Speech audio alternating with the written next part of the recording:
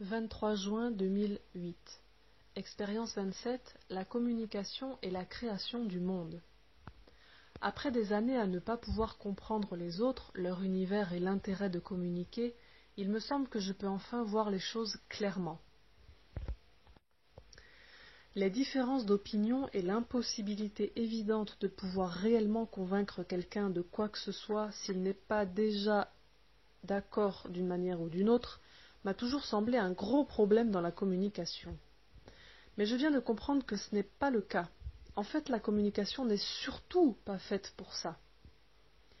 Si une personne pouvait convaincre toutes les autres que son point de vue est le bon et faire changer le monde personnel des autres, alors l'expérience extraordinaire qu'est l'univers en train de s'auto-créer à chaque instant serait probablement impossible.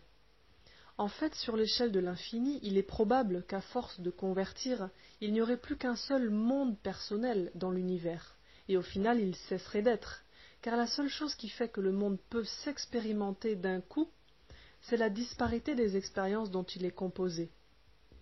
En restant en dehors du temps et de l'espace, l'observateur, appelons-le Dieu, peut vivre toutes les expériences des uns et des autres et sur l'infinité expérimenter sa globalité.